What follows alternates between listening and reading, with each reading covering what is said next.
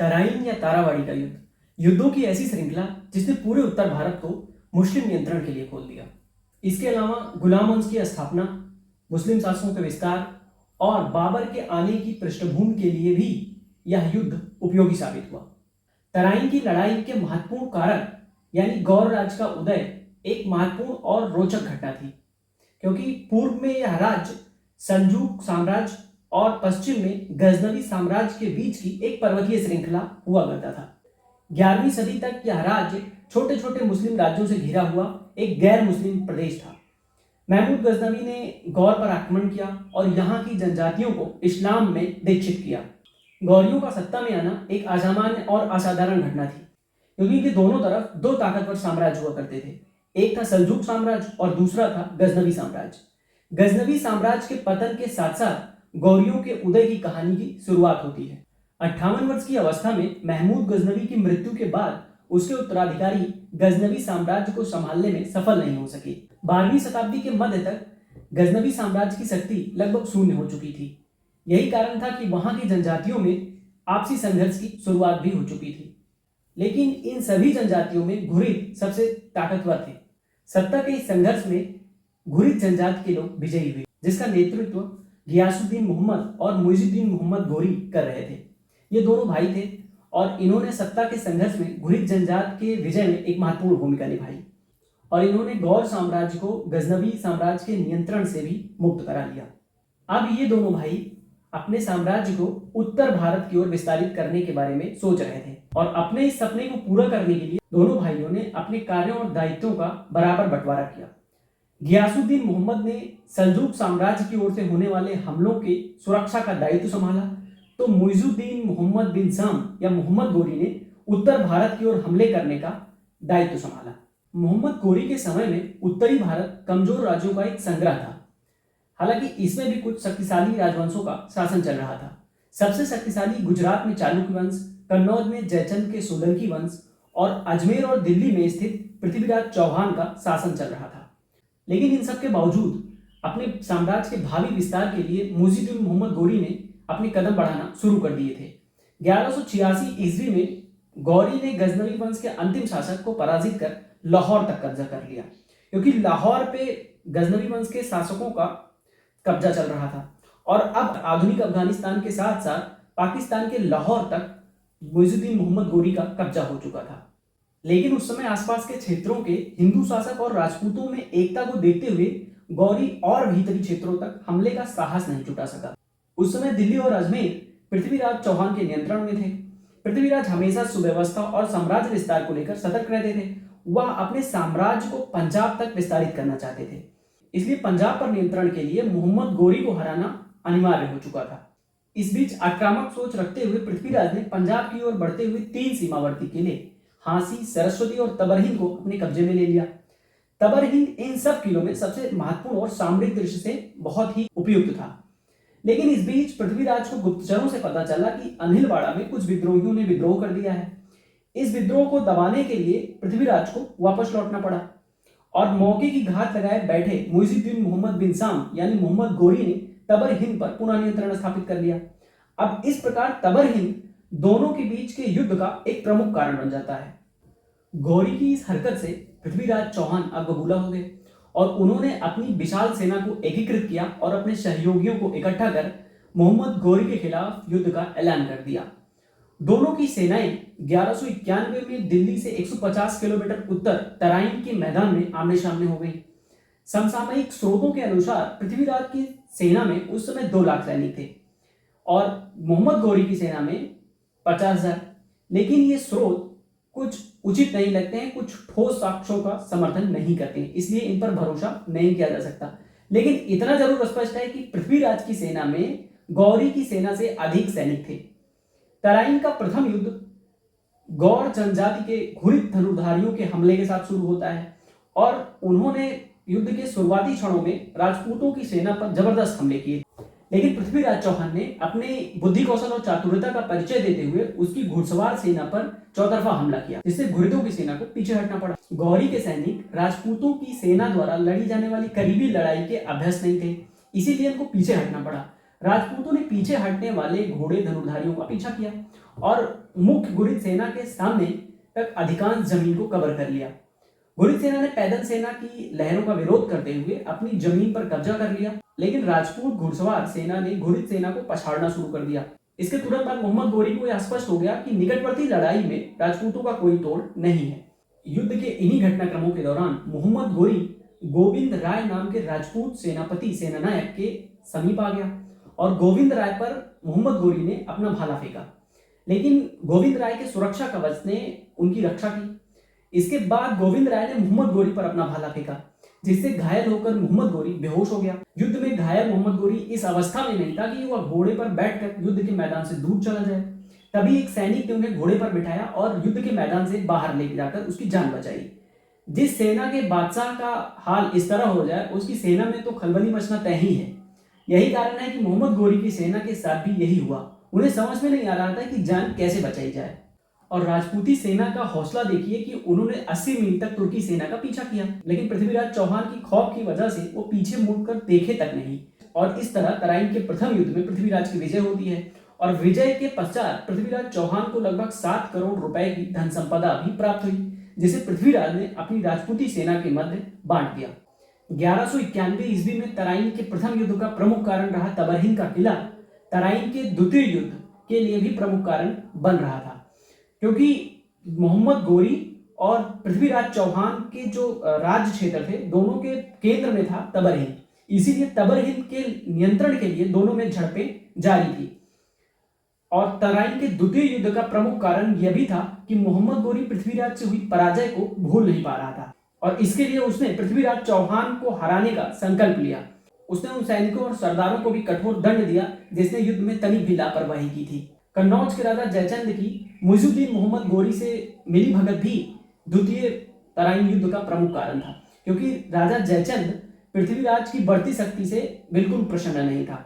वह उनसे ईर्ष्या करता था और जयचंद की बेटी संयोगिता पृथ्वीराज से प्रेम करती थी और जयचंद इस बात को स्वीकार नहीं कर पा रहा था। जयचंद ने इसीलिए संयोगिता के स्वयंवर में पृथ्वीराज को निमंत्रण तक नहीं भेजा और इससे अपमानित महसूस कर पृथ्वीराज ने संयोगिता को स्वयंवर से जबरन अपने साथ ब्याह कर ले आए। और यही कारण था कि जयचंद मुइजुद्दीन मोहम्मद गोरी को युद्ध के लिए पुनः आमंत्रित करता। इस प्रकार इन्हीं कारणों के साथ तराइन के द्वितीय युद्ध की पृष्ठभूमि भी तैयार हो जाती है। मुइजुद्दीन ने इस युद्ध के लिए भरपूर तैयारी की और उसने 1 साल तक लगातार अपनी सेना में सुधार और विस्तार के कार्यक्रमों को जारी रखा। तो वहीं पृथ्वीराज ने द्वितीय तराइन युद्ध के लिए कोई भी तैयारियां नहीं की थी। समकालीन इतिहासकार मिनाज सिराज के अनुसार मोहम्मद गोरी की सेना में द्वितीय तराइन युद्ध के लिए भरपूर तैयारियां करते हुए 1,20,000 सैनिक थे, जो पूरी तरह सुरक्षा कवचों से लैस थे। 17वीं शताब्दी के इतिहासकार फरिश्ता के अनुसार पृथ्वीराज की सेना में 3,000 हाथी, 3 लाख घुड़सवार और भारी संख्या में पैदल सैनिक थे। ये संख्याएं बहुत ही अतिशयोक्तिपूर्ण हो सकती हैं, बहुत अधिक हो सकती हैं। फिर भी इस बताई हुई संख्या से कुछ कम आकलन कर आप इस युद्ध का आकलन कर सकते हैं।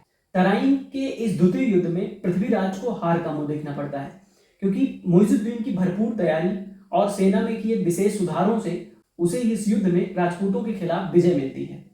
गौरियों की विजय और राजपूतों के पराजय के प्रमुख कारणों में से एक था कि इनमें आपसी एकता का अभाव था, क्योंकि क्षेत्रीय राज पृथ्वीराज की बढ़ती ताकत का विरोध कर रहे थे। और इसका प्रमुख कारण था कि चौहान राजवंश ने आसपास के क्षेत्रों पर कई अभियान किए थे। 1151 ईस्वी में चौहान राजवंश ने दिल्ली, मथुरा, गुजरात की ओर क्षेत्र विस्तार किया और दिल्ली पर भी कब्जा कर लिया। इसके अलावा 1177 ईस्वी में पृथ्वीराज तृतीय के नेतृत्व में चंदेलों पर अभियान चलाए गए। 1182-1187 में गुजरात के चालुक्यों के खिलाफ भी अभियान चलाए गए। गढ़वालों के प्रति चौहानों की ईर्ष्या भावना भी इन कारणों में से एक प्रमुख कारण थी। इन जैसी घटनाओं ने सभी पड़ोसी राज्यों को पृथ्वीराज चौहान से राजनीतिक दृष्टि से अलग थलग कर दिया।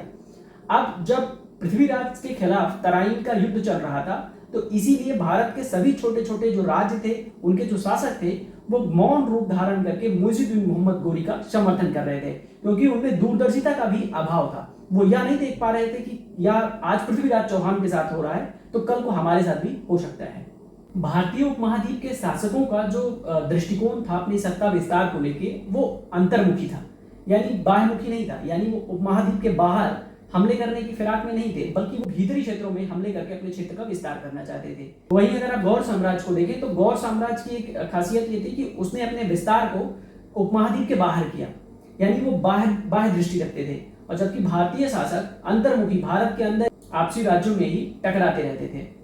इस दृष्टिकोण का उदाहरण केवल गौड़ साम्राज्य के समय में ही नहीं मिलता है, बल्कि भारतीयों के इस दृष्टिकोण का उदाहरण महमूद गजनवी के समय में भी मिलता है। क्योंकि जब महमूद गजनवी ने भारतीय उपमहाद्वीप की तरफ कदम बढ़ाए और उसने आधुनिक अफगानिस्तान के हिंदू शाही शासकों पर हमले किए, तो तत्कालीन हिंदू शाही शासक जयपाल ने गजनी साम्राज्य की तरफ हमले करने के बजाय बल्कि अंतर्मुखी दृष्टिकोण को अपनाते हुए लाहौर की तरफ हमले किए, यानी अफगानिस्तान से लाहौर की तरफ हमले किए और पेशावर में अपनी विजय प्राप्त की और पेशावर को अपने अधीन कर लिया। सीमावर्ती क्षेत्रों पर हुए बाह्य हमलों ने भारत की बाह्य रक्षा पंक्ति को पूर्ण रूप से तहस नहस कर दिया। यही कारण था कि भारतीय उपमहाद्वीप की सीमा जो आधुनिक अफगानिस्तान तक लगती थी, वह अब सिमटकर सिंधु नदी के आसपास तक पहुंच गई थी। इसलिए बाह्य रक्षा पंक्ति के समाप्त हो जाने के कारण भारत पर हमले और भारत पर युद्धों की संभावना कहीं अधिक हो गई।